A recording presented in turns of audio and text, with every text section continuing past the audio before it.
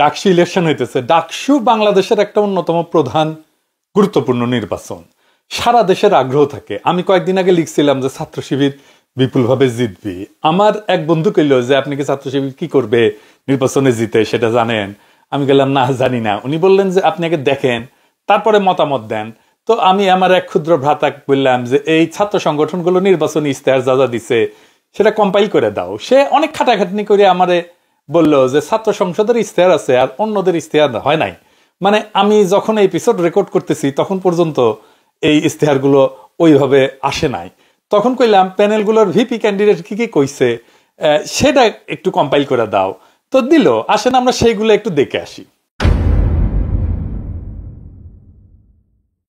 যেমন ধরেন আছে পূর্ণ স্বায়ত্তশাসন প্রতিষ্ঠা, আবাসনের নিশ্চয়তা, ভর্তির সংখ্যা যৌক্তিক করা, এক মানুষ এক সিট এক টেবিলে নীতি বাস্তবায়ন করা, অবকাঠামো উন্নয়ন, নতুন হল নির্মাণ, ক্যাম্পাসে ছাত্র শিক্ষক রাজনীতির সংস্কার, শিক্ষক নিয়োগের সংস্কার, ক্যাম্পাসে সর্বোচ্চ নিরাপত্তা নিশ্চিতকরণ, বিশ্ববিদ্যালয়ে হারানো জমি পুনরুদ্ধার, 600 একর জমি নাকি হারাইছে, স্বনির্ভর প্রশাসন প্রতিষ্ঠা, ক্যান্টিন মেস দোকানের মান উন্নয়ন, শিক্ষা গবেষণায় বাজেট বৃদ্ধি। তো ছাত্র দলের যে ভিপি ক্যান্ডিডেট আবিদুর রহমান খান সে বলছে যে ছাত্র দল ইস্তেহারে অবকাঠামোগত সমস্যাকে প্রাধান্য রাখছে। কার্জন হল, মোতার হোসেন ভবন, মোকারম ভবন, ক্যান্টিন সহ বহু সমস্যা বছরের পর বছর ঝুলে আছে। বিজ্ঞান এবং ব্যবসায় শিক্ষা অনুষদের শিক্ষার্থীরাও ল্যাব, ক্লাস, ক্যান্টিন সংকটে ভুগছে। এসব সমাধানে ছাত্র দল নাকি বদ্ধপরিকর এবং প্রতিশ্রুতিবদ্ধ। এছাড়া আছে গণরুম, গেস্ট রুম, কালচার নিধন, তারপরে ক্যান্টিনে ফাউখা রীতি টানা, শিক্ষার্থীদের পড়াশোনা গবেষণা দেশপ্রেমিক হিসেবে গড়ে তোলার জন্য সহযোগিতা করবে ছাত্রদল। পরিপূর্ণ আবাসন ব্যবস্থা নিশ্চিত করা হবে। ছাত্র শিবিরের ডাকসু নির্বাচনে ভিপি প্রার্থী সাদিক কায়েম ইস্তেহারের মূল বিষয় নিয়ে বলছে যে শতবর্ষ পূর্ণ হইলে ঢাকা বিশ্ববিদ্যালয়ে এখনো 100% আবাসন নিশ্চিত হয়নি। নির্বাচিত হলে ধাপে ধাপে প্রত্যেকটা শিক্ষার্থীর জন্য আসন নিশ্চিত করা হবে। নারী শিক্ষার্থীদের জন্য নিরাপত্তা জোরদার, লাউঞ্জ, অনাবাসিক শিক্ষার্থীদের প্রবেশের ব্যবস্থা, তারপরে ক্যান্টিন, হাইজিন সুবিধা উন্নত করা, রাত্রের জরুরি চিকিৎসা এবং নারী বিশেষজ্ঞ ডাক্তারের নিয়োগ, নারী শিক্ষার্থীদের জন্য ডে কেয়ার সেন্টার, সংখ্যালঘু শিক্ষার্থীদের অধিকার রক্ষায় প্রশাসনের সঙ্গে যৌথ উদ্যোগ। অধিকার বলতে কি বুঝাইতেছে তা বুঝলাম না। যাই হোক, আব্দুল কাদের এই যে বাকশাসের যে ডাকসু ক্যান্ডিডেট কাদের ইস্তেহারের মূল বিষয় নিয়ে বলছে যে আমাদের স্লোগান হবে 1 স্টুডেন্ট 1 সিট। আমরা 100% আবাসন নিশ্চিত করব, গণরুম, গেস্ট রুম প্রধানের উত্তরে বন্ধ করব। তো এই এপিসোড এইটি হইতে হইতে আরেকজন দিছে তন্নি, আমি ওই প্রসঙ্গে পরে আসবো। ওইটা বেশ সে খুব ভালো লিখছে, এটা আমাদের প্রশংসা করতেই হবে। আমি ওই প্রসঙ্গে পরে আসতেছি। যাই হোক, আরো অন্যরা দিতে পারে, তবে আমার আলোচনাটা একটা জেনারেল আলোচনা। ঢাকা বিশ্ববিদ্যালয়ের ভবিষ্যৎ ছাত্র নেতৃত্বের কাছে প্রত্যাশা হিসাবে আমি নিজেও ছাত্র সংসদে ছিলাম, জিএস হিসাবে রাজশাহী মেডিকেল কলেজে ইলেকশন করছি, বিপুল ভোটে জিতছিলাম। যাই হোক, যদিও বিশ্ববিদ্যালয় না, তবু আমার সেই অভিজ্ঞতা তো আজকে আমি শেয়ার করতেই পারি। এই ডাকসু নির্বাচন এখনো পর্যন্ত জাতীয়ভাবে গুরুত্বপূর্ণ কিছুর কথা বলে নাই। তাই দেখতেছেন যে ডাকসু নির্বাচন নিয়ে জনগণের আগ্রহের পারদ ক্রমাগত কমতেছে। আসেন আগে দেখে নিই ছাত্র সংগঠনগুলোর দাবির দুর্বলতা নিয়ে। যে দাবিগুলো আমি কথা বললাম এগুলো জেনারেলি জাতীয় ইস্যুর সাথে, এমনকি বৃহত্তর ছাত্রদের ইস্যুর সাথে যুক্ত না। শুরু করি ছাত্র শিবির দিয়াই, কারণ ওদের সমালোচনা করলে ওরা নির্বোধের মতো ঝাঁপায় পড়ে না সমালোচনাকারীদের উপর। আবার অনেকে বলেন আমি শিবিরের সমালোচনা করি না, তো সমালোচনা কোটাটা পূরণ করে নি। সাদিক কায়েম বলছে যে রাতের জরুরি চিকিৎসা এবং নারী বিশেষজ্ঞ ডাক্তার নিয়োগ। সাদিক কায়েম, এটা কেন বললা তুমি? এটা অবান্তর এবং ফালতু দাবি। ঢাকা বিশ্ববিদ্যালয়ের বাউন্ডারি যেখানে শেষ হয়েছে তার সাথে বাংলাদেশের সেরা 3টে হাসপাতাল, PG, BIRDEM, Dhaka medical college. Dhaka medical কলেজের ছাত্র আর ছাত্রীদের যে হোস্টেল, ওইটা থেকে ঢাকা মেডিকেল কলেজের জরুরি বিভাগের যে দূরত্ব তার চাইতে ঢাকা বিশ্ববিদ্যালয়ের অনেক ছাত্র হলের দূরত্ব কম। তাহলে কেন আলাদা করে বিশ্ববিদ্যালয়ের মধ্যে জরুরি সেবা লাগবে, বিশেষজ্ঞ চিকিৎসক লাগবে? এটা ফালতু দাবি না? ঢাকা বিশ্ববিদ্যালয়ের নিজস্ব চিকিৎসা সুবিধা আছে কিনা জানি না, থাকলেই 3টা হাসপাতালের সাথে চুক্তি করা উচিত ছাত্রছাত্রীদের চিকিৎসার জন্য। ডাকসুর দাবি তোলা উচিত সকল মেডিকেল কলেজ হাসপাতালে সম্ভব হইলে আলাদা ছাত্র ওয়ার্ড রাখো। সেইখানে কলেজ বিশ্ববিদ্যালয়ের ছাত্রছাত্রীদের নিখরচে চিকিৎসা দেওয়া হবে, উন্নত মানের খাবার দেওয়া হবে, বিশেষ পরিচ্ছন্নতা নিশ্চিত করা হবে। আবাসনের জন্য একই কথা। প্রত্যেক শিক্ষা প্রতিষ্ঠানের জন্য আলাদা আবাসনের ব্যবস্থা এটা করা সম্ভব না। দরকার হইতেছে ছাত্রছাত্রীদের জন্য আলাদা টাউনশিপ, আলাদা কমন আবাসিক এলাকা গড়ে তোলা, যেখানে সব শিক্ষা প্রতিষ্ঠান থেকে ছাত্রছাত্রীরা থাকবে। সেখান থেকে গণপরিবহনে যেন ছাত্ররা আসতে পারে কলেজ বিশ্ববিদ্যালয়ে, সেই ব্যবস্থা করতে হবে যেন এগুলো মেট্রো স্টেশনের আশেপাশে হয়। আমার শিক্ষা প্রতিষ্ঠানের মধ্যে আবাসন থাকতে হবে, এটা কোনো প্র্যাকটিক্যাল সমাধান না। প্যারিসের সরবনে যেটি আমি পড়েছি 55,000 ছাত্রছাত্রী পড়ে, নিজস্ব আবাসন নাই। ঢাকা বিশ্ববিদ্যালয়ে 40,000 ছাত্রছাত্রী নিয়ে হিমশিম খায়। তবে এটা সরকারকে করতে হবে, যে ছাত্রদের জন্য টাউনশিপ, সকল ছাত্রদের আবাসনের ব্যবস্থা করা সরকারের কাজটা খুব এফিসিয়েন্টলি করা যায়, নন প্রফিট বেসিসে করা যায়। আর এইটা নিয়ে ডাকসুর কিছু করার নাই। মানে ধরেন ঢাকা বিশ্ববিদ্যালয়ের টাকা নাই, সরকারের টাকা নাই, ডাকসু চিল্লাইলে হয়ে যাবে আবাসন সমস্যার সমাধান, কোনোদিন হবে না। বরং ডাকসু যেটা করতে পারে, চিল্লাইলে যেটা সম্ভব করে তুলতে পারে, সেটা তাদের নির্বাচনী ইশতেহারে দিতে পারে। কি সেটা? ঢাকা বিশ্ববিদ্যালয় সহ সকল বিশ্ববিদ্যালয়ের মূল সমস্যাটা কি বলেন তো? সমস্যাটা শিক্ষার, লেখাপড়া হয় না, শিক্ষকরা ক্লাস নেয় না, ধান্দা করে, কনসালটেন্সি করে, খ্যাপ মারতে যায়। যাদের শিক্ষক হওয়ার যোগ্যতা ছিল না তারা শিক্ষক হয়েছে, শুধু তাই না, শিক্ষকদের নেতাও হয়েছে। পাবলিক বিশ্ববিদ্যালয়ে 24% শিক্ষক অনুপস্থিত থাকে, খ্যাপ মারে।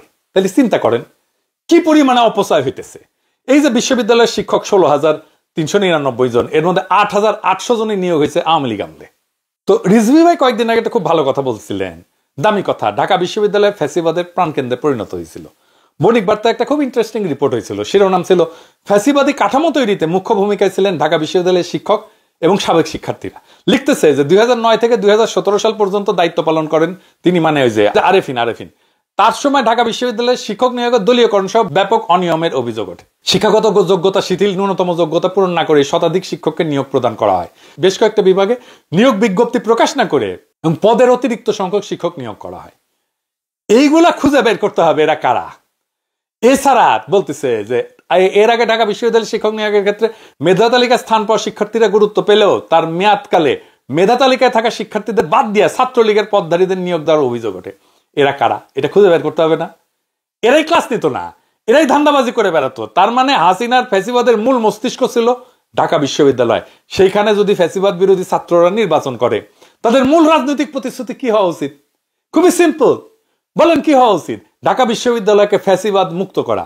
কারো কর্মসূচি দেখছেন এটা নিয়ে? নাই, কারো কাছে নাই এই কর্মসূচি যে ঢাকা বিশ্ববিদ্যালয়ে যারা ফ্যাসিবাদের দোষর ছিল তাদের আইডেন্টিফাই করা হবে এবং তাদেরকে বিশ্ববিদ্যালয় থেকে খেদানো হবে। অযোগ্য ছাত্রলীগ থেকে নিয়োগ পাওয়া শিক্ষক কারা তাদের আইডেন্টিফাই করা হবে এবং তাদের পাশায় লাথি দিয়ে বের করে দেওয়া হবে। তারপরে আর কখনো যেন অযোগ্যরা শিক্ষক হইতে না পারে সে ব্যবস্থা করতে হবে। সেটাও এই ডাকসু নির্বাচনের ইস্তারেই হইতে পারে। কি সেটা? বিশ্ববিদ্যালয়ের শিক্ষকদের মূল্যায়নে ছাত্রদের কোনো ভূমিকা নাই। শিক্ষকদের মূল্যায়নে ছাত্রদের ভূমিকা থাকতে হবে, তাইলেই শিক্ষকরা ছাত্রদের উপরে অনৈতিক চাপ প্রয়োগ করতে পারবে না, আবার অযোগ্যরা শিক্ষক হিসেবে চাকরি পাবে না। গবেষণা তহবিল বাড়ানোর কথা বলছে অনেক প্যানেলে। গবেষণা তহবিল কার আনার কথা? অধ্যাপকের আর তার টিমের, তাই না?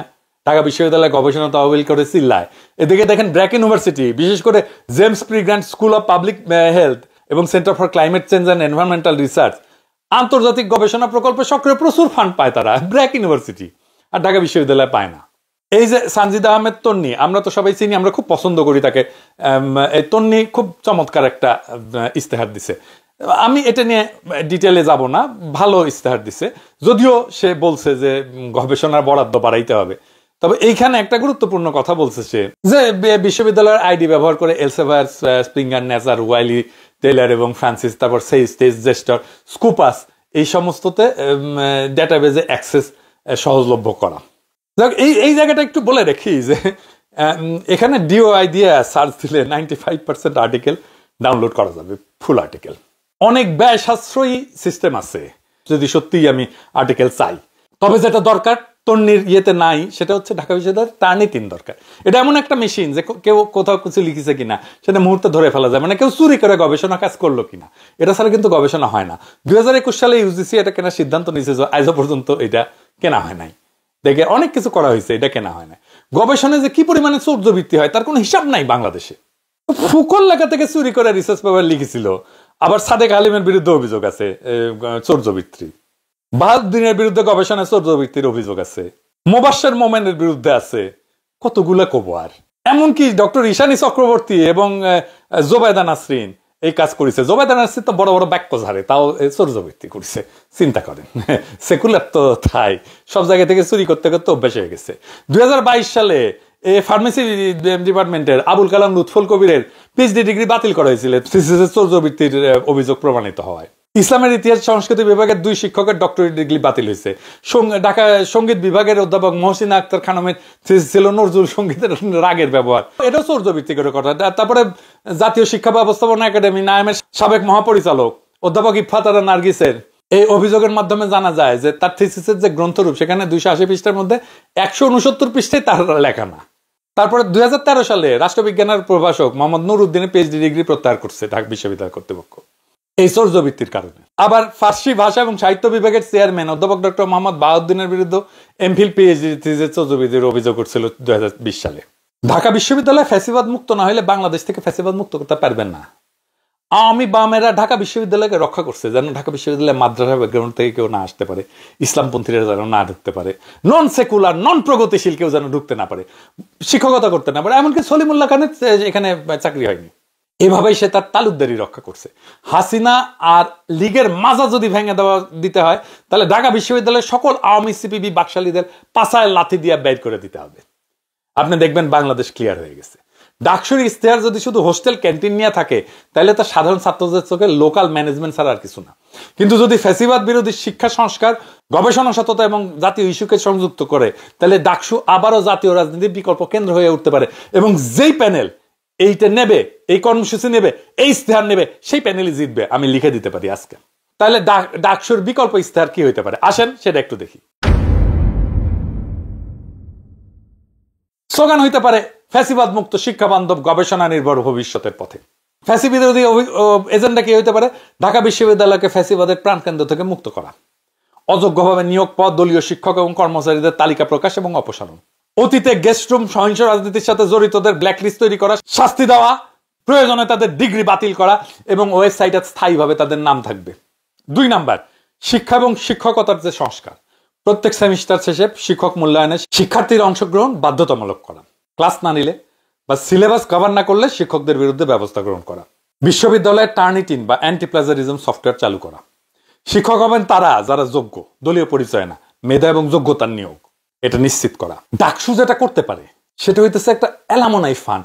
ঢাকা বিশ্ববিদ্যালয়ের অ্যালামনাই সারা দুনিয়াতে কতগুলো ভালো ভালো জায়গায় আছে। আন্তর্জাতিক সহযোগিতায় ঢাকা বিশ্ববিদ্যালয় ইনোভেশন ট্রাস্ট তৈরি করতে পারে ডাকসু। এখান থেকে গবেষণা একটা ভালো ফান্ড চলে আসতে পারে। এইটা ডাকসু যদি ম্যানেজ করে তাহলে একটা দুর্দান্ত কাজ হবে।